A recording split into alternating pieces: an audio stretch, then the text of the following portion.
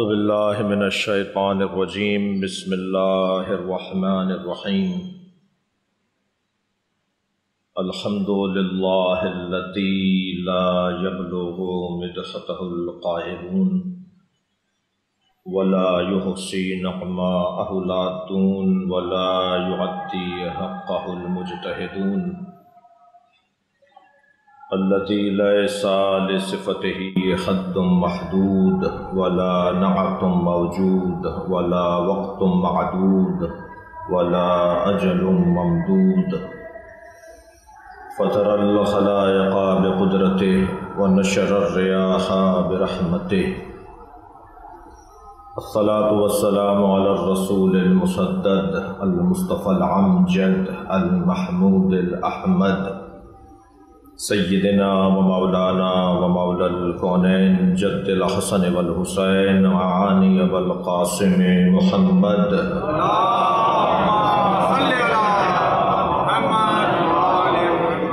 وآلہ الطیبین الطاہرین المعصومین الذین قال اللہ انما یرید اللہ لیذہب عنکم الرجس اہل البیت ویطہرکم تطہیرا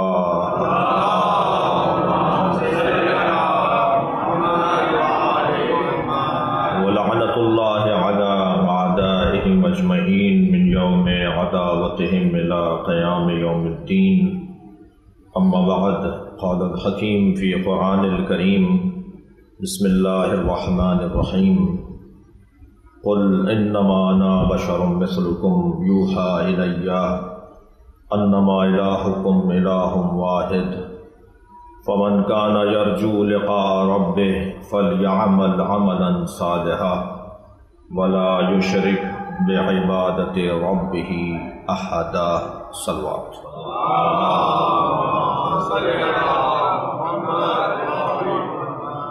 سورہ مبارکہ کہف کی آخری آیت۔ پروردگار عالم اپنے اس کلام میں معارف، مفاہیم، علم، عرفان کا ایک دسترخوان بچھا رہا ہے، ایک سمندر ہے، ایک سیل رواں ہے۔ قرآن مجید کی ہر آیت میں معلومات کا، معارف کا، مفاہیم کا، علم اور عرفان کا تعمق اور تحقیق اور تدقق رکھنے والے لوگ قرآن مجید کی ہر آیت کو ایک مکمل ضابطۂ حیات کے طور پر مانتے ہیں۔ یہ آیہ کریمہ بھی جو میں نے آج کے اس اجتماع کے لیے، اس مجلس اعزاء کے لیے عنوان قرار دی، یہ بھی انتہائی گہرے پیغامات پر مشتمل ہے۔ ارشاد حضرت احدیت ہو رہا ہے، قل، میرے حبیب کہہ دیجئے، انما انا بشر مثلکم، بے تحقیق میں تمہاری ہی طرح کا ایک بشر ہوں۔ یوحی الیہ، مجھ پر مسلسل وحی نازل ہوتی ہے۔ انما الہکم الہ واحد، اور یہ جان لو کہ تمہارا اللہ الہ واحد ہے۔ فمن کان یرجو لقاء ربہ، جو بھی چاہتا ہے کہ اپنے رب سے ملاقات کرے، فَلْيَعْمَلْ عَمَلًا صَالِحًا، اسے عمل صالح انجام دینا ہوگا۔ وَلَا يُشْرِكْ بِعِبَادَةِ رَبِّهِ أَحَدًا، اور یہ شخص جسے مرنے کا خیال ہے، جسے موت کا احساس ہے، جو اپنے رب سے ملاقات کا مشتاق ہے، یہ شخص اپنے رب کے ساتھ کسی کو شریک قرار نہیں دے سکتا۔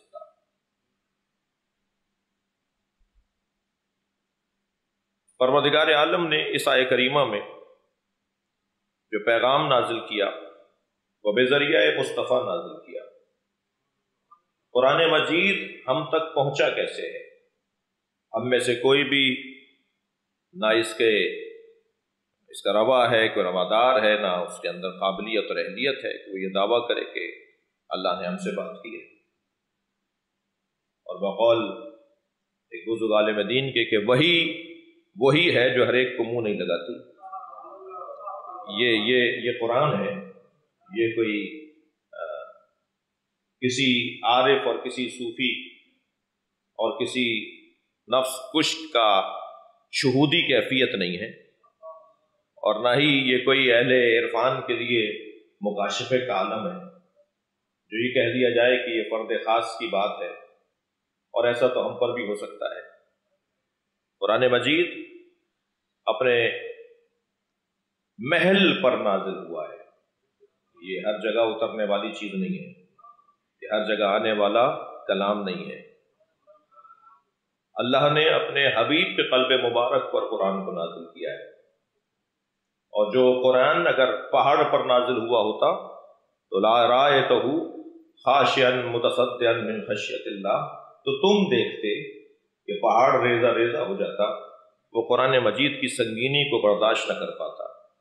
یہ قلب مصطفیٰ ہے جو سنگینی وحی کو قبول کر رہا ہے، اور یہ بھی ذہن عالی میں ہے کہ اگر سنگین ہم سنگ پر اترے تو وہ ٹھہر سکتا ہے، لیکن اگر اترنے والا زیادہ سنگین ہو اور قبول کرنے والا خفیف ہو تو وہ اسے قبول نہیں کر پائے گا۔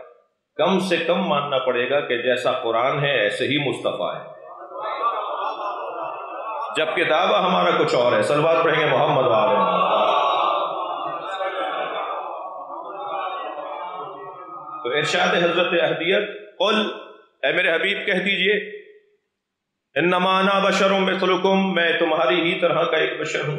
عزیزان گرامی، دقت اور توجہ آپ کی مجھے اس وجہ سے بھی زیادہ درکار ہے کہ ہماری اس مجلس کو بعنوان شام غریباں ہمارا یہ عزیز رسانہ نشر کرے گا، اور یہ مجلس اپنے خاص انداز کی مجلس ہے۔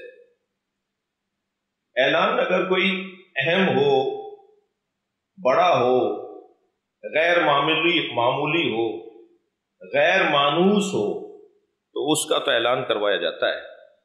جو بات ہی سادہ سی ہو، جو بات ہی معمول کی ہو، اس کے بارے میں اعلان نہیں کروایا جاتا۔ اگر یہ کہا جائے کہ فلاں صاحب کون ہے، اور اگر وہ کہیں کہ میں ڈاکٹر ہوں، میں مثلا فلاں شعبے کا ماہر ہوں، تو یہ بات سمجھ میں آتی ہے کہ یہ بات کہنے کی تھی، لیکن اگر وہ کہیں میں انسان ہوں، تو یہ کون سی بات تھی جو کہنے کی تھی؟ اللہ نے اپنے حبیب سے اگر یہ کہلوایا ہوتا کہ تم کہہ دو کہ میں رسول ہوں، تم کہہ دو میں نبی ہوں، تم کہہ دو میں اولو العزم پیغمبر ہوں، تم کہہ دو کہ میں وہاں سے آیا ہوں، تو یہ اعلان تھا جو معمول سے ہٹ کر ہوتا۔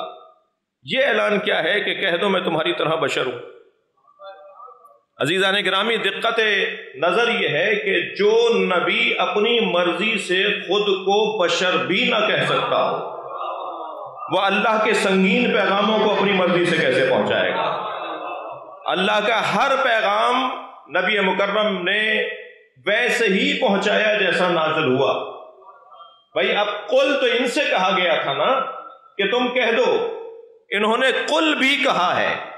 جو قرآن مجید میں 2 حرفی لفظ بھی کم کرنے کا قائل نہ ہو، وہ قرآن مجید میں تحریف کیسے برداشت کرے گا؟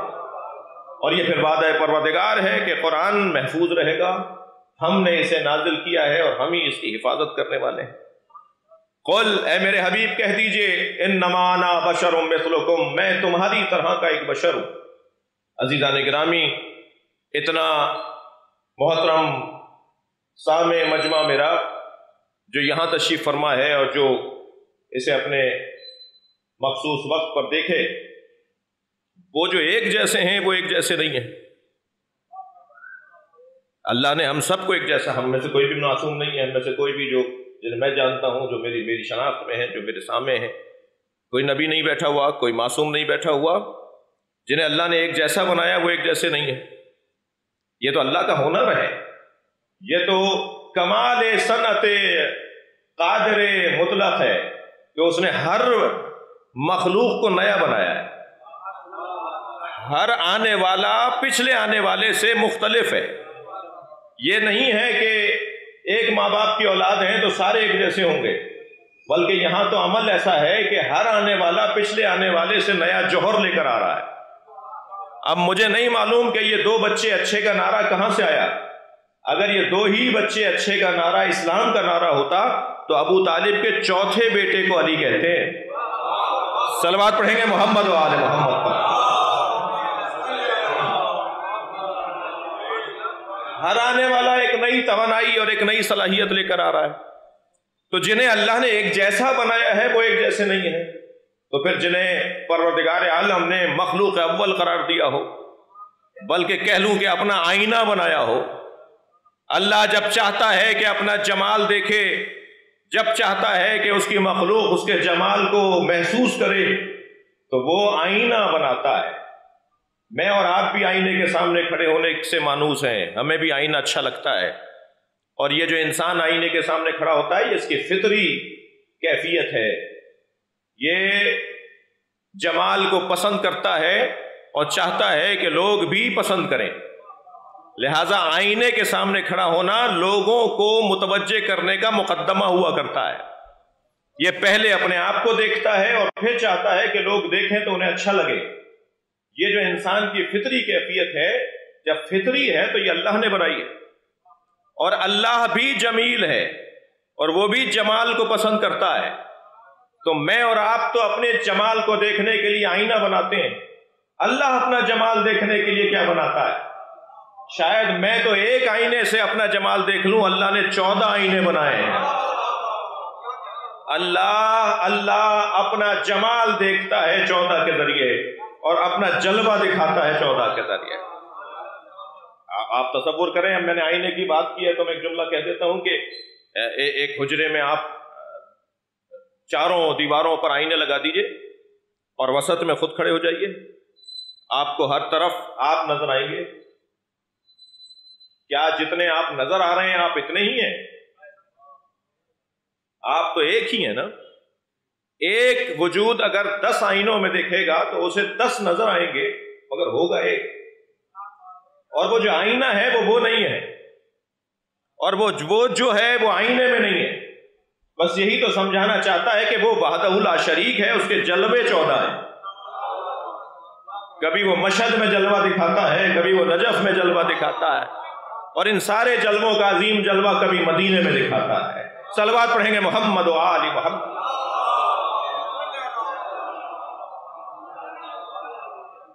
انما انا بشر مثلکم، میں تمہاری طرح کا بشر ہوں. یہ بشر کیسا بشر ہے؟ کسی اور آیت سے سہارا لینے کی فی الوقت ضرورت نہیں ہے. خود یہی آیت ہمیں روشن کر رہی ہے. یوحا الیہ، مجھ پر مسلسل وحی نازل ہوتی ہے. فعل مضارع ہے جس میں تسلسل اور استمرار پایا جاتا ہے. آج وحی نازل ہو رہی ہے، کل بھی ہوگی، ماضی میں بھی ہوئی ہے، آئندہ بھی ہوتی رہے گی. مسلسل اللہ مجھ سے رابطے میں ہے، مسلسل اللہ میرے اوپر نگران ہے، مسلسل اللہ مجھ سے بات کرتا ہے. میں ایک لمحے بھی اللہ کے حکم سے علیحدہ نہیں رہتا. میرا کوئی کام بھی ایسا نہیں ہے کہ جو اللہ کی مرضی کے بغیر ہو. اور صرف بات ہی نہیں، میرا فعل بھی اللہ کی نظارت میں ہے. جیسا وہ کہتا ہے ایسا کرتا ہوں، جیسا وہ کہتا ہے ایسا کہتا ہوں. وَلَوْ تَقَبَّلَ عَلَيْنَا بَعْضَ الْأَقَاوِيلِ، اے میرے مصطفیٰ اگر تم نے وہ باتیں ہم سے منسوب کر دیں جو ہم نے نہیں کہیں تو ہم تمہاری رگے گردن سے بھی قریب ہیں. ایک بات بھی سرکار دو جہاں اپنی مرضی سے نہیں کر رہے، اور جو ساری زندگی اللہ کی مرضی کے مطابق گزارے پھر اسی کو تو یہ اعزاز ملتا ہے کہ وَمَا تَشَاءُونَ إِلَّا أَن يَشَاءَ اللَّهُ. آپ تو چاہتے ہی نہیں ہیں وہ کہ جو اللہ نہ چاہتا ہو. اور پھر وَمَا يَنطِقُ عَنِ الْهَوَىٰ إِنْ هُوَ إِلَّا وَحْيٌ يُوحَىٰ، ہمارا مصطفیٰ بات ہی نہیں کرتا، ہمارا نبی بولتا ہی نہیں ہے جب تک کہ ان پر وحی نازل نہ ہو جائے. تو مسلسل وحی نازل ہونے کا پیغام اس آیت کریمہ کے اندر آیت کا ظاہر موجود ہے. آگے آیت کا پیغام بڑھا، انما الہکم الہ واحد. اب یہ جو مسلسل وحی نازل ہوتی ہے یہ کیا ہے جو وہی مسلسل نازل ہوتی ہے؟ نماز، روزہ، حج، زکوٰۃ، اخلاقیات، جنگی مسائل، گھریلو الجھنیں، معاشرتی مسائل، یہ مسلسل پیغام اللہ کی طرف سے آ رہے ہیں۔ یوحی الیہ، اللہ کی طرف سے مسلسل مجھ پر وحی نازل ہوتی ہے۔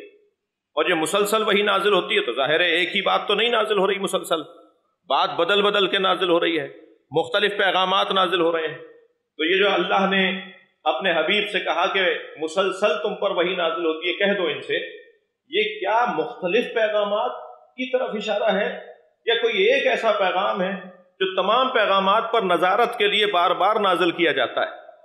وہ جو ایک پیغام جو سارے پیغامات پر تسلط رکھتا ہے، حاکمیت رکھتا ہے، وہ یہی تو ہے۔ کیا انما الہکم الہ واحد، اے میرے نبی کہہ دو کہ تمہارا اللہ الہ واحد ہے۔ بس تم نماز پڑھو مگر یہ سوچ کر پڑھو کہ اللہ واحد ہے، تم روزہ رکھو مگر یہ سوچ کے روزہ رکھو کہ اللہ واحد ہے، تم عبادت کرو یہ سوچ کر کرو کہ اللہ واحد ہے۔ عزیزان گرامی، شاید کوئی لمحہ فکریہ ہو اور دقت آپ کی میں زیادہ چاہوں گا، ہماری تمام عبادتیں، ہمارے تمام اعمال، ہماری تمام کوششیں اگر اس تصور سے ہٹ کر چلنے لگیں، اس تصور سے ہٹ کر ہو جائیں کہ اللہ واحد ہے، تو پھر وہ نماز تو ہوگی مگر اس میں روح نہیں ہوگی، روزہ تو ہوگا مگر اس کی تاثیر نہیں ہوگی، حج تو ہوگا مگر سماج اس سے فائدہ نہیں اٹھا پائے گا، زکوٰۃ کی ادائیگی تو ہوگی مگر ممکن ہے کہ وہ پیسے کا اسراف اور فضول خرچی شمار ہو جائے۔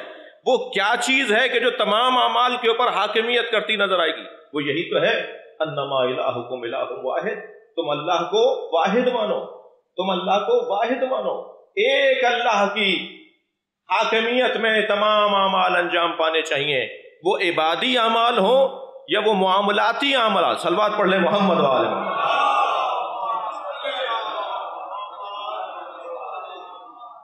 یہ پہلو تفسیر قرآن بیان کر رہا ہوں کہ انما الہکم الہ واحد، کیا مسلسل وحی نازل ہوتی ہے؟ یہ وحی نازل ہوتی ہے کہ تمہارا اللہ الہ واحد ہے۔ اہل دقت سے توجہ چاہتے ہوئے، اللہ واحد ہے، یا اللہ ہم نے قرآن کی اس آیت میں واحد کا لفظ، تو واحد کے بعد تو اثنین ہے، اثنین کے بعد ثلاثہ ہے، ثلاثہ کے بعد رباع، خماسہ، خمس، الخامس، پھر سابع، ساتع، سابع، تاسع، عاشر، یہ جو ایک کے بعد دو، دو کے بعد تین، تین کے بعد چار۔ تو اللہ کیا کہہ رہا ہے؟ کہہ دو میرے حبیب ان سے کہ تمہارا اللہ واحد ہے، واحد۔ اچھا، ارسطو سے پوچھا گیا کہ واحد کی تعریف کیا ہے؟ فرمانے لگے نصف الاثنین، دو کا آدھا، دو کا تصور واحد کے تصور کے ساتھ جڑا ہوا ہے، اور واحد کا تصور دو کے تصور کے ساتھ جڑا ہوا ہے۔ تو جیسے ہی ہم نے اللہ کو واحد کہا، کہیں ایسا نہ ہو کہ ان کے خیال کو تقویت ہو جو اللہ کی تثلیث کے قائل ہیں، جو روح القدس اللہ اور حضرت عیسیٰ کو اللہ مانتے ہیں، باپ، بیٹا اور روح القدس۔ تو یہاں واحد کے ساتھ تو پھر اثنین بھی ہے، پھر ثالث بھی ہے، تو پھر وہ تثلیث والے کہیں تقویت نہ پا جائیں۔ یا اللہ تو واحد ہے، تو یہاں تو گنتی شروع ہو گئی۔ تو پھر قرآن مجید نے ایک مرتبہ صفحہ پلٹ کر ہمیں رہنمائی عطا کی، قل هو اللہ احد، جیسے یہاں قل ہے ایسے وہاں بھی قل ہے۔ یہاں کہا گیا کہہ دو میں تمہاری طرح بشر ہوں اور مجھ پر مسلسل وحی نازل ہوتی ہے اور تمہارا اللہ الہ واحد ہے۔ ہم نے جب صفحہ پلٹ کر دیکھا تو ہمیں آیت نظر آئی، قل، اے میرے حبیب کہہ دیجئے، هو اللہ احد، وہ اللہ احد ہے، اللہ الصمد، اللہ بے نیاز ہے۔ یا اللہ تو احد ہے یا واحد ہے؟ واحد والی آیت بھی قرآن میں ہے، احد والی آیت بھی قرآن میں ہے۔ واحد سے الجھنیں بڑھ رہی ہیں اور احد سے الجھنیں دور ہوں گی، اس لیے کہ احد گنتی کے بنیاد پر نہیں ہے۔ جب کسی کو آپ احد کہیں گے تو اس میں دوسرا نہیں ہے، اس میں تیسرا نہیں ہے، اس میں چوتھا نہیں ہے۔ تو کمال معرفت الہی کے لیے اگر ہمیں کوئی لفظ استعمال کرنا ہے تو وہ واحد نہیں بلکہ احد استعمال کرنا ہے۔ اب سوچنا یہ ہے، سمجھنا یہ ہے کہ آیت تو یہ بھی ہے، آیت یہ بھی ہے، ہم کون سی آیت سے رہنمائی لیں؟ تو میں اتنا کہتا ہوا ایک منزل تبدیل کروں کہ ایک آیت پڑھ کر عقیدہ بنانے والے اچھے مسلمان نہیں ہیں۔ پورا قرآن پڑھنے کے بعد عقیدہ بنے گا۔ تمہیں یہ تو نظر آ گیا کہ ایاک نعبد و ایاک نستعین، ہم تیری ہی عبادت کرتے ہیں اور تجھ ہی سے مدد مانگتے ہیں۔ تمہیں یہ تو نظر آ گیا کہ اللہ کے علاوہ جو اللہ کی طرف سے بھیجے گئے ہیں ان سے بھی مدد نہیں مانگنی چاہیے۔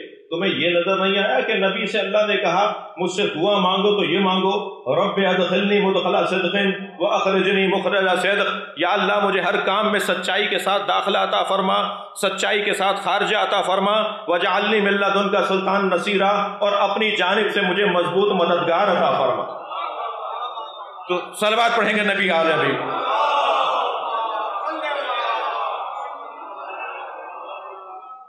توجہ چاہوں گا، ایک آیت پڑھ کر عقیدہ نہیں بنے گا، اس لیے کہ قرآن مجید نے اپنا تعارف کروایا، والذی انزل علیک الکتاب، وہ اللہ جس نے مصطفیٰ پر اپنی کتاب کو نازل کیا، منہ آیات محکمات ہن ام الکتاب، اس کتاب میں دو طرح کی آیات، پہلی قسم آیات کی ام الکتاب، یہی اصل کتاب ہے، وَأُخَرَ مُتَشَابِهَاتٌ، اور دوسری قسم آیات کی متشابہات، فَأَمَّا الَّذِينَ فِي قُلُوبِهِمْ زَيْغٌ، اور جن کے دلوں پر زنگ لگ چکا ہے، فَيَتَّبِعُونَ مَا تَشَابَهَ مِنْهُ، ان کا کام یہ ہے کہ آیات متشابہات کی پیروی کرتے ہیں محکمات کو چھوڑ کر۔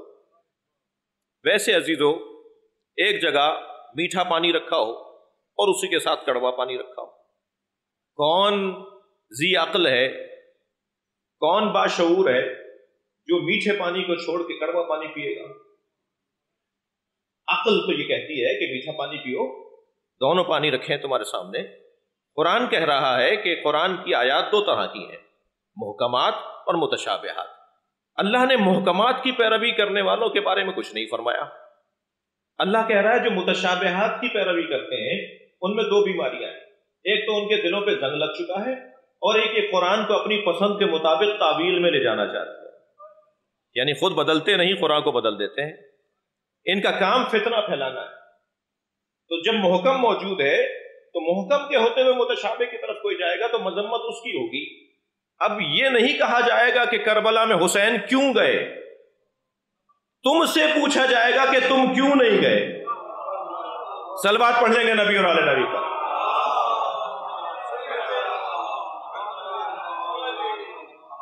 دقت چاہوں گا، یہاں پروردگار عالم نے ہمیں قرآن مجید میں رہنمائی عطا کی ہے کہ اللہ احد ہے۔ قرآن میں اللہ نے رہنمائی عطا کی ہے کہ اللہ واحد ہے۔ دونوں کو کیسے حل کریں گے؟ اہل تفسیر نے، اہل عرفان نے، اہل دقت نے، علماء کرام نے ان مسائل کو حل کیا ہے۔ دیکھیے، قرآن نبی مکرم پر 23 برس میں نازل ہوا، مگر قرآن 23 برس کے لیے نہیں تھا۔ قرآن قیامت تک کی کتاب ہے۔ قرآن کے پاس وقت بہت کم تھا، 23 برس میں قیامت تک کے پیغام دینے۔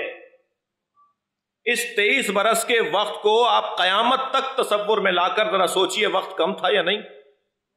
اس محدود وقت میں پروردگار عالم نے جو پیغامات نازل کرنے تھے وہ قیامت تک کے ہیں۔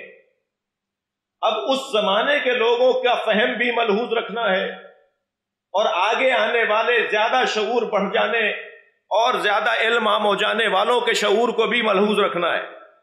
لہٰذا جب میرے معصوم امام سے پوچھا گیا سورہ توحید کی تفسیر میں کہ مولا فرمائیے کیا اللہ کہہ رہا ہے، تو حضرت نے فرمایا یہ سورہ اللہ کی وحدانیت پر نازل ہوا ہے، مگر آخری زمانے کے لوگ اسے زیادہ سمجھیں گے، جو متعمقون ہوں گے، زیادہ گہرے پیغام سمجھنے کے اہل ہوں گے۔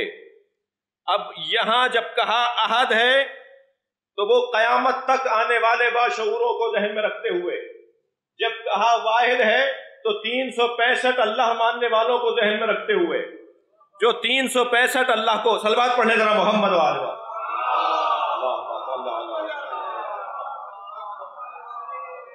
ایک آیت واحد ایک آیت احد کہہ رہی ہے۔ اب وہ جو 365 اللہ مانتے تھے انہیں سمجھایا جا رہا ہے کہ یہ 365 نہیں، ایک، اس لیے کہ ان کی دقت ہی اتنی ہے، وہ گنتیوں میں سمجھیں گے، لہذا سطح عام کے مطابق بات کی ہے احد کہہ کر، اور واحد کہہ کر سطح خاص کے لیے بات کی ہے۔ قرآن پڑھنے والا سطح عام کا بھی ہے اور سطح خاص کا بھی ہے، وہ جب اس آیت کو دیکھے گا تو اسے یہ سمجھ میں آئے گا، لیکن جب قرآن مجید کی سورہ توحید کی تلاوت کرے گا تو اسے سمجھ میں آئے گا کہ احادیت بھی کوئی مفہوم ہے۔ اچھا، ہمارے نبی نے یہ کب کہا کہ میرے اللہ کو مان لو؟ انہوں نے کہا ایک اللہ کو مانو۔ اب یہاں جہاں مزاج میں تعدد الہ پایا جاتا تھا، جب مزاج میں کثرت الہ پایا جاتا ہو، جب چاہا، جیسا چاہا، اپنی پسند کے مطابق جب چاہا، جسے اللہ بول دیا۔ ایک آدمی کے 10 الہ تھے۔ اچھا، صرف صنم ہی نہیں ہے اللہ اس زمانے کے لوگوں کے ذہنوں میں، بلکہ ہر وہ چیز جس کے آگے انسان جھک جائے اسے الہ کہا جاتا ہے۔ لہذا نبی نے یہ نہیں کہا لا صنم الا اللہ، کوئی صنم نہیں ہے سوائے اللہ کے، کہا لا الہ الا اللہ۔ اگر کہا ہوتا سرکار دو جہاں نے لا صنم الا اللہ، کوئی صنم نہیں ہے سوائے اللہ کے، تو دماغ، ذہن، سوچ بتوں کی طرف جاتی کہ وہ جو 365 بت رکھے ہوئے ہیں ان کا انکار ہو رہا ہے۔ لیکن یہاں تو الہ صرف بتوں کو نہیں کہا گیا۔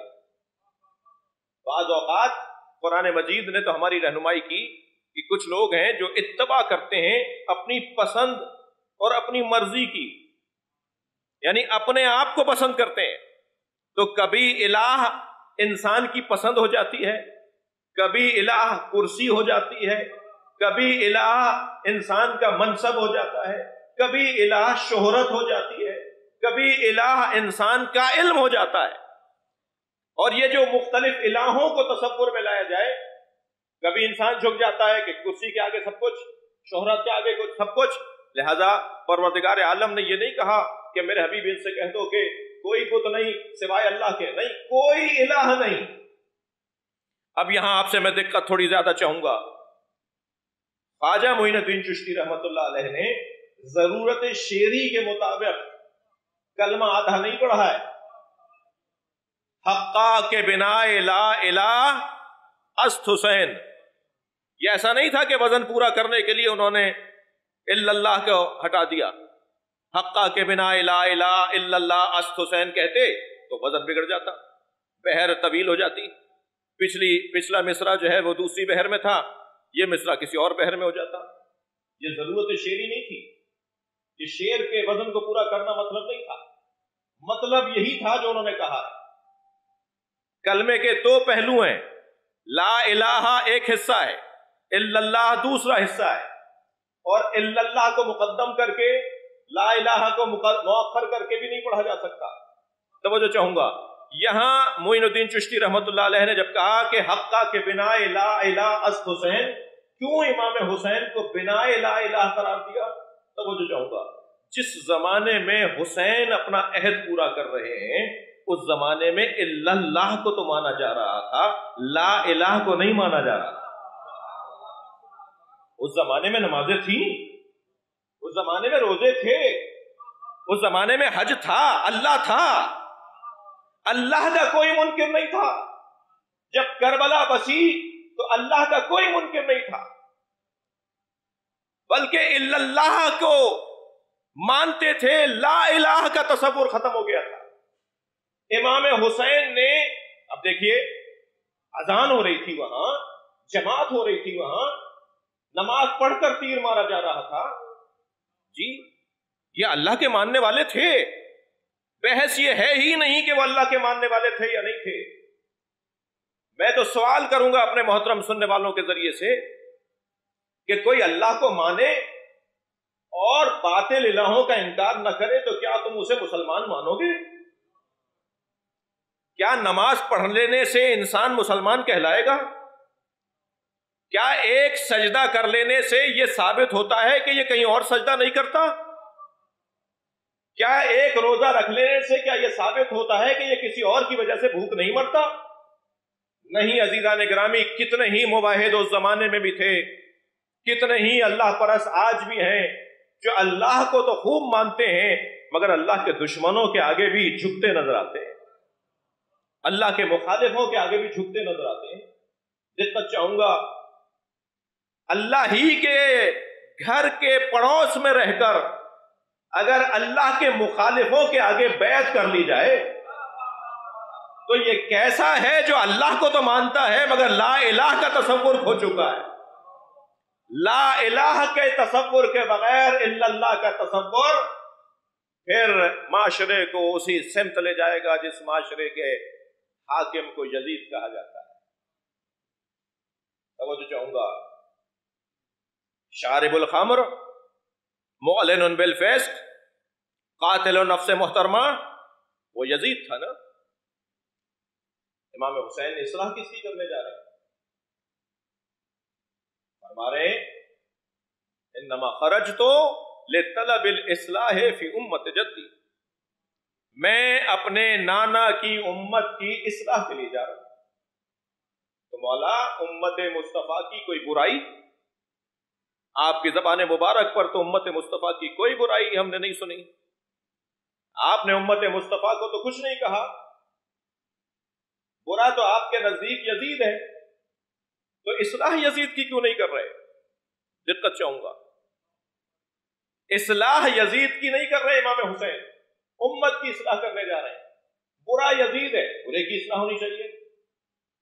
حسین ابن علی پیغام دے رہے ہیں یزید تمام باطل الہوں کا نمائندہ بن کے بیٹھا ہے، یزید الہ تکبر کا نمائندہ ہے، الہ جاہ پرستی کا نمائندہ ہے، الہ شہرت کا نمائندہ ہے، جتنے باطل الہ ہیں ان سب کا سفیر یزید۔ اب یزید کی اصلاح نہیں ہوگی، یزید تو ایک بڑا مضبوط بت ہے جسے گرانا ہے، مگر گرانے والے تو تیار ہوں۔ اگر اس بت کو گرا دیا جائے تو دوسرا بت رکھ دیا جائے گا۔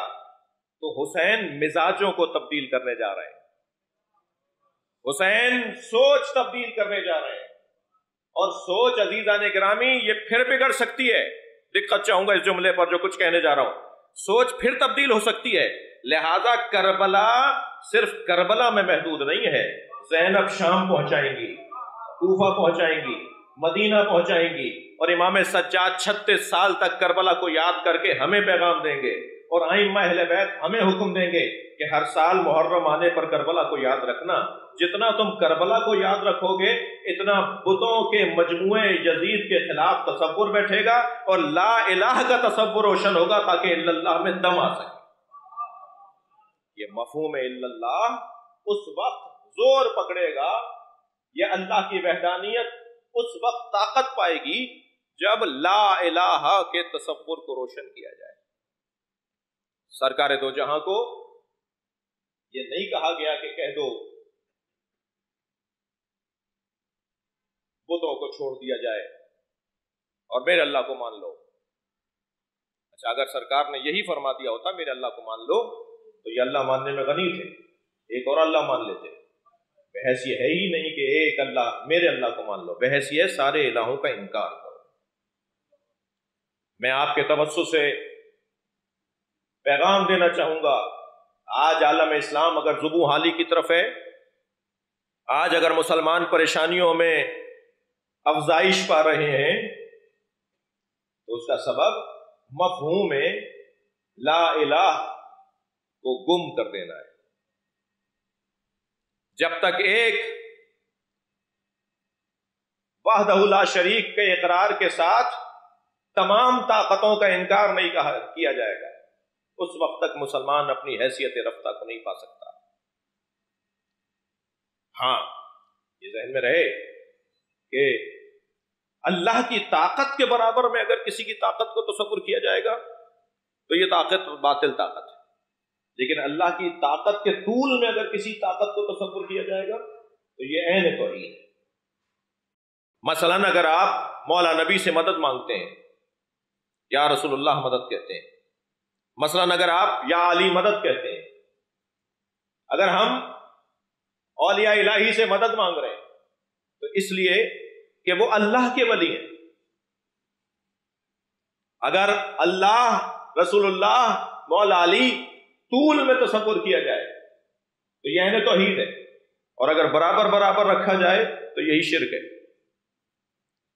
ہم رسول اللہ کو اپنی جان سے زیادہ عزیز رکھتے ہیں، اور سرکار نے فرمایا تم اگر اپنا ایمان ٹٹولنا چاہتے ہو، تم اگر دیکھنا چاہتے ہو کتنے مومن ہو، تو اپنے آپ سے پوچھو کہ مجھے اپنے ماں باپ، اپنی اولاد اور اپنے آپ سے زیادہ عزیز رکھتے ہو یا نہیں؟ اگر تم اپنے آپ سے مجھے زیادہ عزیز رکھتے ہو تو مومن ہو، مجھے چھوڑ کر نہ جاؤ۔ دعویٰ عزیزان گرامی بہت آسان ہے، یہ مجلسیں، یہ ذکر ہمیں تجدید عہد کی طرف لے کے جاتا ہے، ہمیں دوبارہ سے وہ بات دہرا کر بتا کر سمجھائی جاتی ہے کہ پلٹو اپنی اس عقیدہ اصالت کی طرف کہ جو تمہیں دیا گیا ہے۔ یہ کہنا بہت آسان ہے کہ نبی کو کیسے کون چھوڑ سکتا ہے، نبی کو کون چھوڑ سکتا ہے؟ نہیں عزیزان گرامی، تاریخ بشر بڑی عجیب سی تاریخ ہے، بہت کچھ ہوا ہے تاریخ میں۔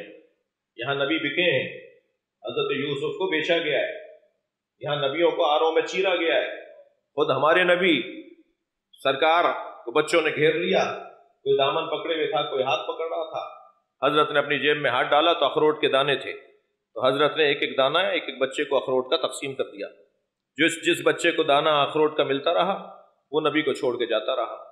اصحاب سے حضرت نے مخاطب ہو کے فرمایا تم نے دیکھا انہوں نے اخروٹ کے عوض مجھے چھوڑ دیا، مجھے خوف یہ ہے کہ لوگ مجھے دنیا کی خاطر نہ چھوڑ دیں۔ جی یہ ممکن ہے اور ہوا ہے ایسا تاریخ میں۔ یہ مجالس فلسفہ ازائے امام حسین کو سمجھنے کی ضرورت ہے۔ جو لوگ نہیں سمجھ پا رہے یا سمجھنا نہیں چاہتے، میں انہیں متوجہ کرنا چاہتا ہوں، وہ ہرگز مہذب انسان نہیں ہے جو گالیاں دیتا ہو۔ مسلمان ہونا تو بہت دور کی بات ہے۔ ان مجالس میں کسی طرح کی ناپاکی کی بات نہیں ہوتی، یہ ممبر بھی پاک ہے، یہ فرش بھی طاہر ہے۔ یہاں بات اگر ہوگی تو یا قرآن کی ہوگی یا رسول کی ہوگی یا رسول کے گھر والوں کی ہوگی جن کے لیے آیت تفصیل نازل ہوئی۔ ہمیں غرض ہی نہیں ہے کہ علی کے دشمن کون کون تھے، اور اگر غرض ہے تو صرف اتنی ہے کہ جس نے بھی مولا علی سے جنگ کی، جس نے بھی مولا علی کی مخالفت کی، جو بھی اہل بیت کے مقابل آیا، وہ آیا مباہلہ کی روشنی میں جھوٹا ہے۔ لہذا ہم اس شخص کو معتبر ماننے کو تیار نہیں ہو، کوئی بھی ہو، اور ضرورت بھی نہیں ہے کہ ہم کسی کا نام لیں۔ ہمیں تو صرف غرض یہ ہے کہ ان کی زندگیوں پہ غور کرنا ہی اور ان کی زندگیوں کے پیغامات پر ہی عمل کرنا انسان کو اصالت اور انسانیت کی طرف لے کے جائے گا۔ کیا کہا؟ یہ انسان اپنے آپ کو دھوکہ دیتا ہے، یہ کہتا ہے کہ میں موحد ہوں، مگر اس کے عمل میں توحید نہیں ہے۔ ثلاث قاسمات الظہر، میری بڑی ذمہ داریاں ہیں آج کی اس مجلس میں خاص طور پر۔ ثلاث قاسمات الظہر، تین طرح کے لوگوں نے کمر توڑ دی۔ کمر توڑنے والے لوگ ہیں جو تین طرح کے، تین لوگ ہیں جو کمر توڑ دیتے ہیں۔ اور رجلن نسیا ذنبہ، ایک وہ شخص کہ جو اپنے گناہوں کو بھول جاتا ہے، جو اپنے غلط کاموں کو، غلطیوں کو، کوتاہیوں کو بھول جائے، وہ معاشرے کی کمر توڑ دیتا ہے۔ رجلن استکثر عملہ، دوسرا وہ شخص جو اپنے عمل کو دوسروں کے عمل سے زیادہ مانتا ہو۔ مجھ سے زیادہ تو کوئی اچھی نماز نہیں پڑھتا، مجھ سے زیادہ تو کوئی اچھا روزہ نہیں رکھتا، میں تو زکوٰۃ دیتا ہوں، وہ یہ نہیں کرتے، میں تو حج پر گیا، وہ یہ نہیں کرتے، میں نیک ہوں اور دوسرے سارے برے ہیں۔ رجل استکثر عملا، اور تیسرا کون ہے؟ رجل اعجب برائے، تیسرا وہ فرد ہے جو اپنی رائے کو، اپنے نظریے کو، اپنے خیال کو تمام آراء پر غالب مانتا ہوں، میں ٹھیک کہہ رہا ہوں باقی سب غلط کہہ رہے ہیں۔ مغالطے کی دو قسمیں ہیں۔ مغالطہ کبھی علمی ہوتا ہے، میں نے ایک بات سمجھی، کچھ دن کے بعد مجھے کچھ اور سمجھ میں آ جائے گا، کچھ دن کے بعد اس سے ہٹ کر کچھ اور سمجھ میں آ جائے گا۔ اب وہ جو اتنے دن تک میں نے وہ بات سمجھی ہوئی تھی، اس کے مطابق جو میں عمل کر رہا تھا، یہ مغالطہ علمی ہے۔ لیکن کبھی کبھی میں سمجھ رہا ہوتا ہوں کہ میں نماز پڑھ رہا ہوں مگر وہ نماز نہیں ہوتی، میں روزہ رکھ رہا ہوں مگر وہ روزہ نہیں ہوتا، مغالطہ عملی، عمل میرا غلط ہو رہا ہوتا ہے۔ عزیزان گرامی، یہ پیغام جو قرآن مجید میں اللہ نے اپنے حبیب کے ذریعے ہم تک نازل کیا، اس میں ارشاد یہی تو ہوا ہے، یہ میرے حبیب ان سے کہہ دو انما الہکم الہ واحد، تمہارا اللہ الہ واحد ہے، اس الہ واحد کی بندگی اور اطاعت میں اپنی زندگی گزارو۔ من کان یرجو لقاء ربہ، اور یاد رکھو اللہ کی نہ کسی سے رشتہ داری ہے، نہ اللہ کا کسی سے پڑوس ہے۔ رشتہ داری کی بنیاد پر انسان کو بہت سے استثناءات حاصل ہو جاتے ہیں۔ مخالف ہے میرے مولا رضا کا اور ہے ہاشمی، مولا نے اپنا مال اپنے رشتہ داروں میں تقسیم کرنے کا ارادہ کیا، ایک فصل سے منافع پہنچا تھا امام کی بارگاہ میں، امام کی زمین کی فصل سے امام کو منافع پہنچا، حضرت نے طے کیا ہوا تھا کہ اپنے رشتہ داروں میں تقسیم کریں گے، حضرت نے اسے بھی بھیجا جو امام کی امامت کا قائل نہیں تھا۔ جب کسی نے کہا کہ مولا وہ تو آپ کو امام بھی نہیں مانتا، حضرت نے فرمایا مجھے امام نہیں مانتا مگر اسے اللہ نے میرا رشتہ دار بنایا ہے۔ تو رشتہ داروں کے بارے میں عرض کروں گا، کربلا خود رشتہ داروں کی تہذیب اور رشتہ داروں کی قدر اور رشتہ داروں کو رشتہ داروں کے ساتھ کیسا ہونا چاہیے، کربلا سے زیادہ بہتر مثال کہیں اور نہیں ہے۔ رشتوں کی معراج کا نام ہے کربلا۔ جو خونی رشتے اللہ نے بنائے ہیں، جب اللہ نے بنائے تو آپ کے اور میرے توڑنے سے ٹوٹیں گے نہیں، جب وہ ٹوٹیں گے نہیں تو میں ان سے تعلق کیوں توڑ رہا ہوں؟ حتیٰ وہ شخص، اللہ اکبر، سلمن قطعک، مولا علی کا فرمان، اس رشتہ دار سے تعلق جوڑے رکھنا جو تعلق توڑتا ہو، نہیں بلایا، نہیں پوچھا، سلام نہیں کیا، جواب نہیں دیا، بے ادبی کرتے ہیں، ہمارا احترام نہیں کرتے ہیں، ہم کیا کریں؟ مولا علی فرما رہے ہیں اس سے تعلق جوڑے رکھنا جو رشتہ توڑتا ہو۔ معصوم امام نے اسے بھی اپنا حصہ بھیجا۔ تو اللہ کی تو کسی سے رشتہ داری نہیں ہے، ہمیں تو حکم یہ ہے، وہ تو لم یلد ولم یولد، نہ ہی اللہ کا کسی سے پڑوس ہے، پڑوس کی بنیاد پر بھی استثناء حاصل ہے۔ میرے معصوم امام ارشاد فرماتے ہیں اتنا، مولا علی فرماتے ہیں اتنا نبی نے پڑوسیوں کے بارے میں ہمیں تاکید فرمائی کہ اصحاب کے درمیان یہ گفتگو تھی کہ میراث میں بھی انہیں حصہ دیا جائے گا۔ نبی پڑوسیوں کا اتنا خیال کرنا چاہتے ہیں۔ محترم سننے والوں کے توسط سے کہوں گا، یہ پاکستان ہے، اس میں دائیں جانب سنی رہتا ہے، بائیں جانب سلفی رہتا ہے، اگلی گلی میں شیعہ رہتا ہے، پچھلی گلی میں بریلوی رہتا ہے، دو گلی بعد ایک صوفی رہتا ہے۔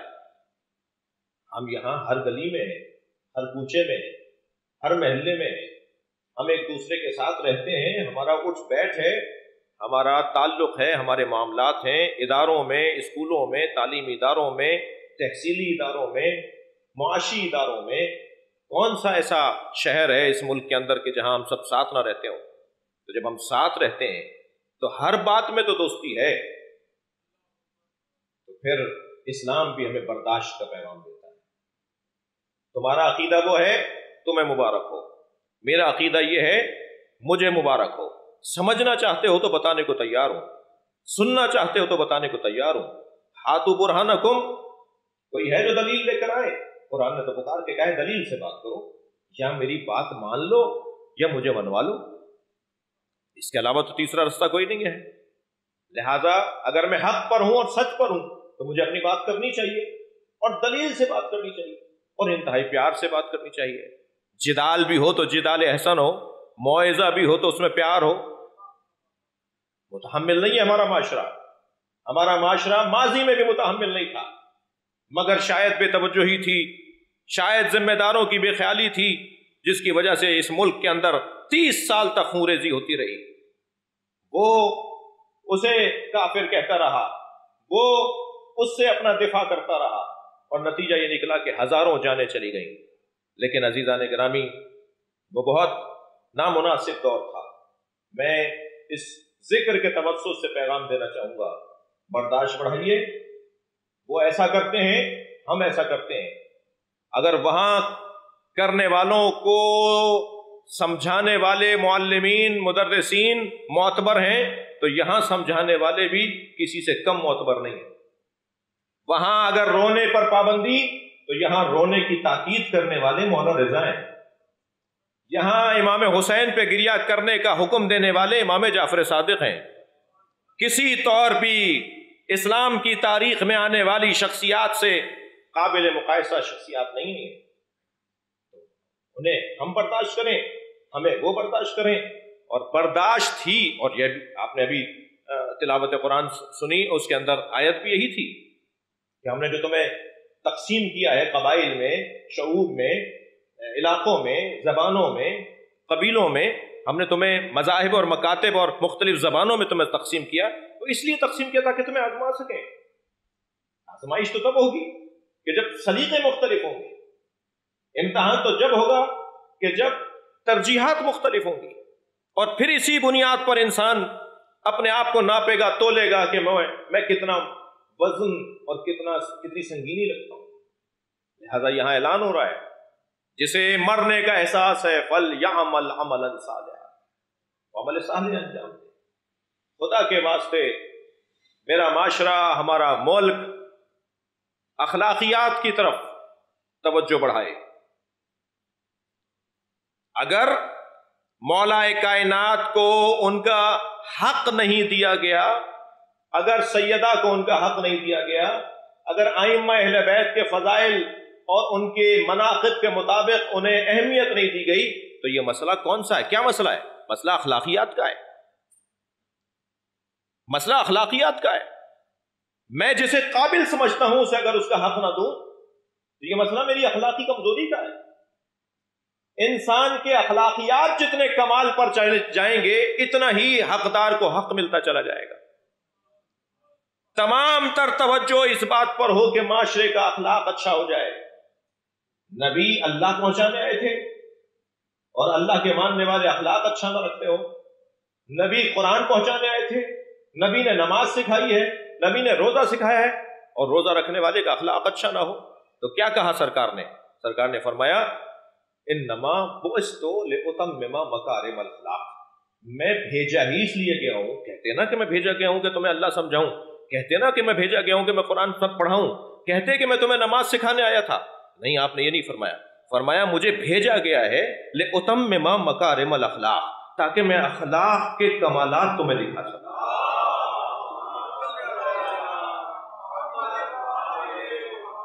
اخلاقیات کو کمال پر پہنچانا یہ ذکر مصطفیٰ کا نتیجہ ہے، اور یہ ذکر اہل بیت کا نتیجہ ہے. کیا ہوا ہے کربلا میں؟ اخلاقیات کو معراج ملی ہے. کس زاویے سے دیکھا جائے، کون سا پہلو ایسا ہے جس سے دیکھا جائے تو ہمیں ایک مشترکہ چیز نظر نہیں آتی. وہ مشترکہ چیز جو ہمیں نظر آتی ہے وہ حسن خلق ہے، وہ اخلاقیات کی معراج ہے. آپ ذرا دیکھیں تو صحیح، حسین میرے مولا مکے سے کربلا کی طرف جا رہے ہیں. رستے میں کئی منزلیں ہیں جہاں قیام کیا ہے حسین مولا نے، مگر ایک ایسی منزل آئی جہاں فرمایا کہ یہاں سے پانی ذخیرہ کرو. جب پانی ذخیرہ ہو رہا تھا تو خود تشریف لے گئے. دیکھا جو پانی ذخیرہ کیا گیا ہے وہ بے قدر احتیاج ہے. حضرت نے فرمایا کہ 2 برابر پانی ذخیرہ کرو، جتنا پانی ذخیرہ کیا اس سے زیادہ پانی یہاں سے اٹھاؤ۔ حضرت سے ایک مولا کے لشکر میں موجود، مولا کے قافلے میں موجود ایک چاہنے والے نے کہا مولا یہ ہماری آئندہ منزل تک کے لیے، آگے کی منزل تک کے لیے یہ پانی کافی ہے۔ فرمایا ہمیں اس منزل سے پہلے اس پانی کی ضرورت پڑے گی، ہمیں اس آگے کی منزل سے پہلے پانی کی ضرورت زیادہ ہے۔ آگے کی منزل آنے سے پہلے ہور کا لشکر جو پیاسا ہے۔ اخلاقیات دیکھیے، یہ پیاسے ہوں گے، ہمارے پاس پانی ہوگا، پانی ہماری ضرورت کے مطابق ہوگا، پانی زیادہ لے لو۔ کیسے ممکن ہے کوئی مہمان ہمیں ملے اور پیاسا ہو اور ہم اسے پیاسا رہنے دیں؟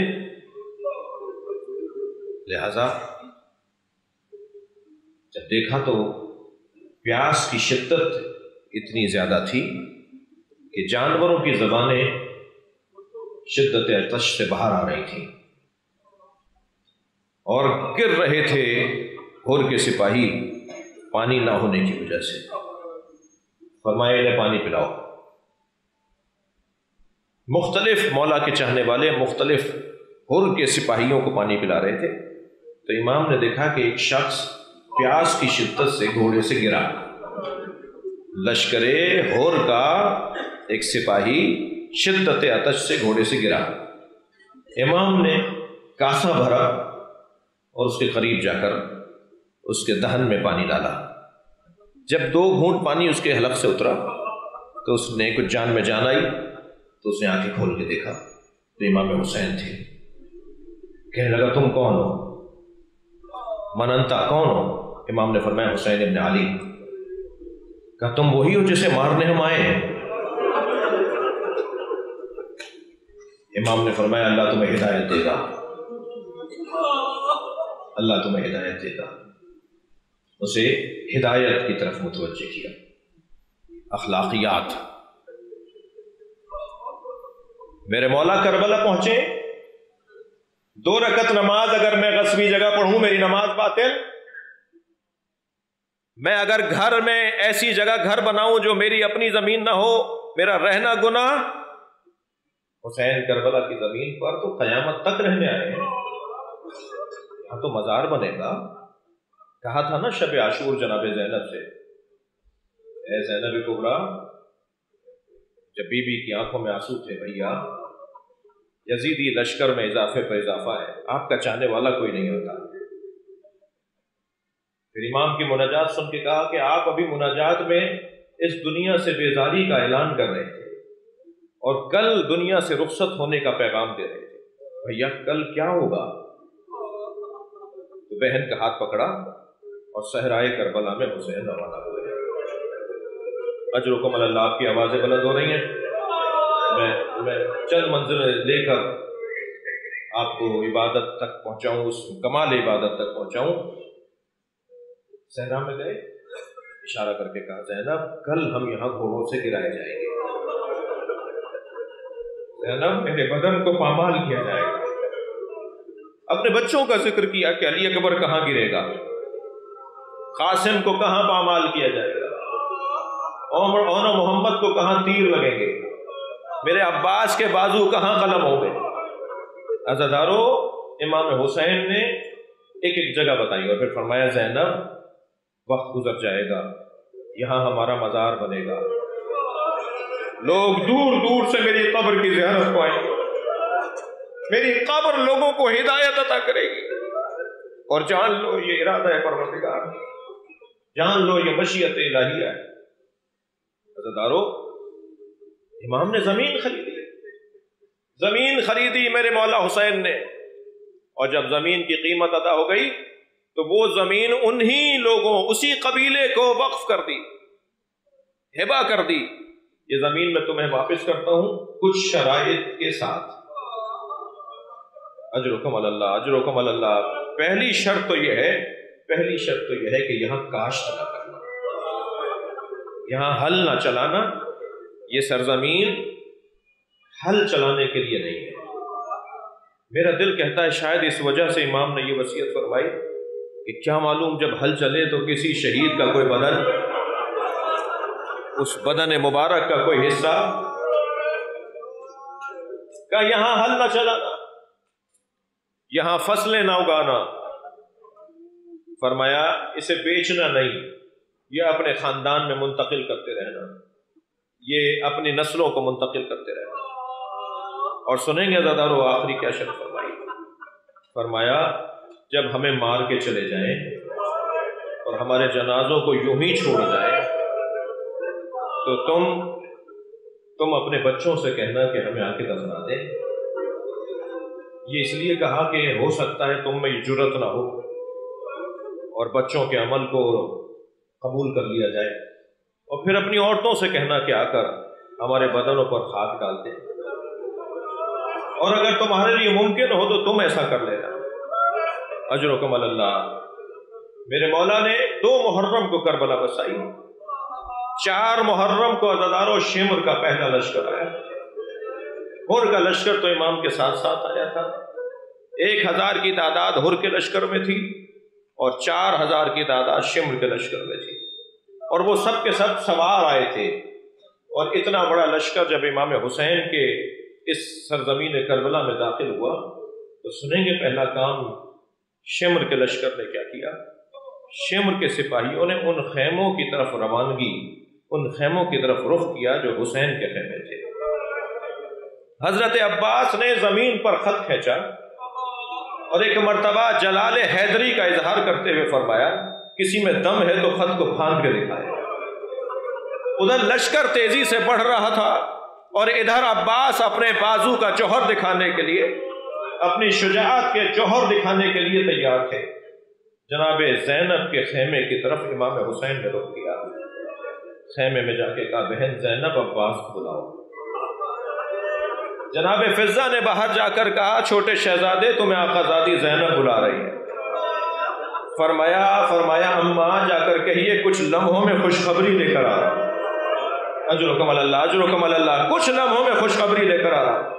جب دوسری مرتبہ جناب فضہ آئی نا تو انہوں نے ایک جملہ کہا عباس زینب کہتی ہیں تم آتے ہو یا میں آ جاؤں۔ ایک مرتبہ جناب عباس نے اپنی تلوار نیام میں رکھی اور خیمے کی طرف رخ کیا۔ جب خیمے میں داخل ہوئے تو کیا دیکھا؟ بی بی زینب کے برابر میں مولا حسین کھڑے۔ امام حسین کو آواز دے کر کہا مولا کیا خیمے ترائی سے ہٹا دو؟ فرمایا ہاں عباس خیمے ہٹا دو۔ اللہ رے خلق حسینی، کربلا کی یہ داستان اخلاقیات کی داستان ہے۔ یہاں آنے والا ہر شہید کمال اخلاق پر فائز ہے۔ مولا حسین عاشور کے دن جس انداز سے قربانیوں کی ترتیب دے رہے ہیں وہ بھی تاریخ کربلا میں عجیب رخ ہے۔ پہلے اصحاب جائیں گے، کہیں ایسا نہ ہو حبیب زندہ رہ جائے اور علی اکبر مارا جائے۔ پہلے زہیر قین جائیں گے، پہلے شوذب اور عابس جائیں گے، پہلے مسلم ابن اوسجہ جائیں گے، پہلے سعید ابن عبداللہ جائیں گے رضی اللہ تعالی عنہم علیہم السلام۔ ایک مرتبہ ایک شہید نے جب اپنی جان کی قربانی پیش کرنے کے لیے حسین کے آگے حاضری دی تو امام حسین نے ایک مجاہد سے پوچھ لیا تھا تم موت کو کیسا سمجھ رہے ہو؟ تو جواب آیا تھا 70 مرتبہ مارے گئے اور پھر زندہ کیے گئے تو مولا آپ کو چھوڑ کر نہیں جائیں گے۔ عزادارو بہت مصاب ہو لیے، مگر میرا دل کر رہا ہے کہ ایک ایسے صحابی کا ذکر بھی کروں کہ جو امام حسین کی نماز کی حفاظت کے لیے اپنے بازوؤں پہ تیر لیتا رہا، اپنے سینے پر تیر لیتا رہا، اور جب حسین مولا کی نماز مکمل ہوئی اور وہ زمین پر گرا، نام سعید ابن عبداللہ ہے، تو امام نے آگے بڑھ کر ان کا سر اپنی آغوش میں لیا، تو سنیں گے انہوں نے سر اپنا ہٹا دیا، مولا نے پھر آغوش میں لیا، پھر وہ ہٹانا چاہتے تھے، امام نے سوال کیا تم اپنا سر ہماری آغوش سے کیوں ہٹاتے ہو؟ تو فرمانے لگے مولا یہ شہزادوں کی جگہ ہے، مولا کہاں میرا سر، کہاں حسین کا دار؟ کہا اے سعید، ہم چاہتے ہیں تمہارا سر ہماری آغوش میں رہے، کچھ کہنا چاہتے ہو تو کہو۔ سعید نے کچھ وصیتیں کرنا چاہیں اور وصیتوں کے درمیان مسکرانے لگے، تو امام نے سوال کیا سعید مسکرا کیوں رہے؟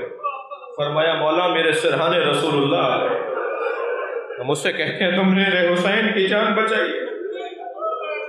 کچھ دیر پھر سعید نے گفتگو کی، پھر حضرت سعید مسکرائے۔ امام نے پھر سوال کیا سعید اب کی دفعہ کیوں مسکرائے ہو؟ فرمایا مولا میرے سرحان علی آ گئے۔ عزادارو کچھ ہی لمحے گزرے تھے کہ سعید رونے لگے، سعید کی آنکھوں سے آنسو جاری ہونے لگے۔ امام نے تعجب سے پوچھا سعید تم بہت ہمت والے ہو، یہ زخموں کی تکلیف تمہیں رلا ڈال رہی ہے؟ فرمایا نہیں مولا میرے سرحان فاطمہ زہرا آ گئے۔ اللہ رے غربت زہرا،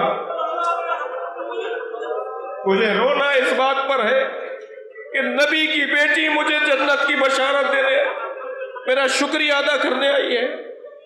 اسی اسنا میں جناب سعید نے فرمایا حبیب کہاں ہے؟ دیکھیے مجاہدوں کا انداز۔ فرمایا حبیب ابن مظاہر کہاں ہے؟ حضرت حبیب ابن مظاہر کچھ عقب میں تھے، کچھ فاصلے پر تھے۔ آواز دی گئی حبیب تمہیں سعید بلا رہے ہیں۔ حضرت حبیب کتنی عجلت، کتنی جلدی آئے ہوں گے۔ جب قریب آ کر بیٹھے تو حضرت سعید نے آواز دے کر کہا حبیب اپنا کان میرے منہ کے قریب لاؤ، کیونکہ حسین مولا کی آغوش میں ہے نا۔ سعید نہیں چاہتے کہ حسین سن لے، یعنی کوئی ایسی بات ہے جو چاہتے ہیں کہ حسین نہ سنے۔ حضرت حبیب نے اپنا کان ان کے دہن کے قریب کیا تو کانپتی ہوئی آواز میں کہنے لگے حسین کو تنہا چھوڑ کے نہ جانا، حسین کو تنہا چھوڑ کے نہ جانا۔ یہ ہے اخلاق، یہ ہے وفاداری جو کربلا کی زمین سے اہل اسلام کو نصیب ہوئی ہے۔ اب کربلا میں حسین اکیلے، لاشیں اٹھا چکے، رونے والوں حتیٰ وہ 6 مہینے کے بچہ، 6 مہینے کے بچے کا لاشا جو حسین ابن علی نے کربلا میں ایک ننھی سی قبر کھود کر نسلایا۔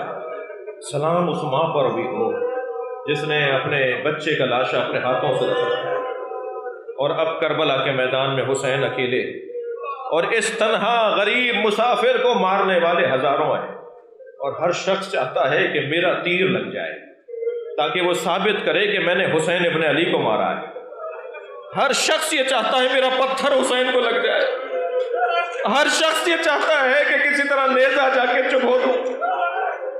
ہزاروں لوگوں کا لشکر ہے جو حسین کو مارنا چاہتا ہے، اور تنہا زہرا کا لال ہے، نبی کا نواسا ہے جو کربلا کے میدان میں۔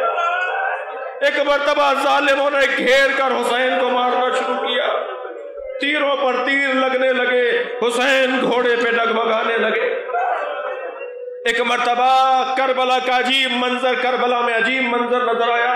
حسین گھوڑے پہ جب بیٹھے تھے اور زخموں پر زخم لگتے چلے گئے تو اب حسین سے بیٹھا نہیں گیا، تو کبھی دائیں گرنے لگتے تھے تو گھوڑے کی زین کو پکڑ کر سنبھلتے تھے اور بسم اللہ وباللہ وفی سبیل اللہ وعلی ملت رسول اللہ یہ کہہ کر سنبھل جاتے تھے۔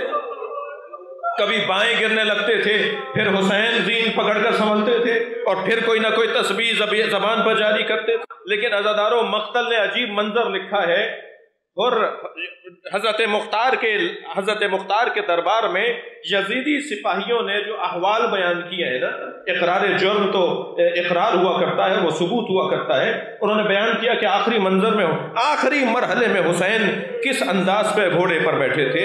وہ بیان کرتے ہیں جب گرنے لگتے تھے نا تو اسی جانب جہاں گر رہے ہوتے تھے وہاں ہاتھ کا اشارہ کر کے کہتے تھے لا واللہ مجھے نہیں چاہیے، نہیں منع کرتے تھے، نہیں۔ پھر دوسری طرف گرتے تھے تو اسی طرف اشارہ کر کے کہتے تھے نہیں۔ یہ لا واللہ کا اشارہ، نہیں کا جملہ وہاں کہا جائے گا نا جہاں کوئی کچھ دینا چاہ رہا ہو، کچھ کہنا چاہ رہا ہو اور حسین اسے نہ چاہتے ہو۔ یہاں پر آیت اللہ مشکینی فرماتے ہیں ذرا مقتل کو معرفت کی نگاہوں سے دیکھو۔ جب حسین گرنے لگتے تھے نبی آگے بڑھ کے کہتے تھے میری گود میں آ جا، اور حسین کہتے تھے نانا مجھے خود گرنے دیجئے، نانا یہ میرا امتحان ہے۔ کبھی علی آگے بڑھ کے کہتے تھے میری آغوش میں آ جا۔ کبھی زہرا آگے بڑھ کے کہتی تھی میری آغوش میں آ جاؤ، مگر حسین اشارہ کر کے کہتے تھے اماں یہ میرا امتحان ہے۔ اور عزاداروں وہ کتنا سخت منظر تھا جب حسین گھوڑے سے گرے، ایک بہن تھی جو ٹیلے پہ کھڑی دیکھ رہی تھی اور وہ آوازیں لگا رہی تھی کوئی ہے جو نبی زادے کو بچائے، مگر شمر، خولی، سنان، خنجر، تبر لے کر آگے بڑھ رہے تھے۔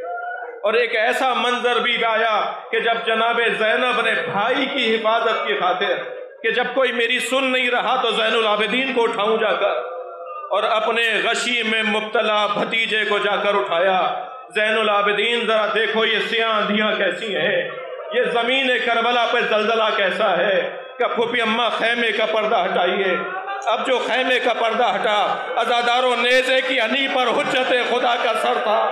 امام زین العابدین کی آواز آئی السلام علیکہ یا ابن رسول اللہ، السلام علیکہ یا ابا عبداللہ۔ اے پھوپھی، حجت خدا کو مارا گیا، عزاداروں حسین مارے گئے، خیمے لوٹے گئے، تبرکات چھینے گئے، شام غریباں بھی آ گئی۔ جلے ہوئے خیموں کے درمیان علی کی بیٹی ایک جلی ہوئی چوب لیے بیوی اور بچوں کی حفاظت پر مامور۔ بس عزاداروں بہت رو لیے، مجھے نہیں معلوم کہ شام غریبہ میں پانی کہاں سے آیا، مگر لکھا ہے کہ پانی آیا۔ اور جب پانی لا کر رکھا گیا، جناب زینب نے کوزے میں پانی بھرا، سب سے پہلے سکینہ کو دیتے ہوئے فرمایا سکینہ تم بہت پیاسی ہو، پانی پی لو۔ کہ پھوپھی اماں آپ بھی تو پیاسی ہیں، آپ پانی پیجئے۔ فرمایا سکینہ پہلے بچے پانی پیتے ہیں پھر بڑے پانی پیتے ہیں۔ بس کوزہ ہاتھ میں اٹھایا، اندھیرے بیابان کی طرف جانے لگیں، کربلا کے اندھیرے بیابان میں سکینہ جانے لگیں۔ آواز دی سکینہ بیٹا کہاں جا رہی ہو؟ کہ پھوپھی اماں میرے بابا میرے بھائی علی اصغر کو پانی پلانے لے گئے تھے، میرا بھائی پیاسا ہے، میرا بھائی پیاسا ہے۔ عزاداروں کون سکینہ کو بتائے؟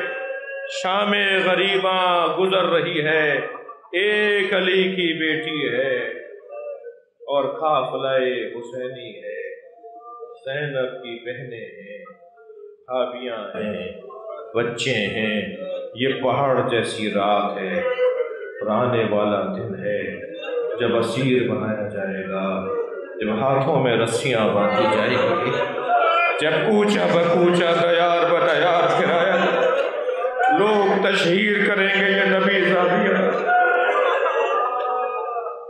الا لعنت اللہ علی قوم الظالمین فسیعلم الذین ظلموا ای منقلب ینقلبون۔ یا اللہ ان آوازوں پر رحمت نازل فرما، رونے والوں کی توفیقات میں اضافہ فرما، ہماری عاقبت بخیر فرما۔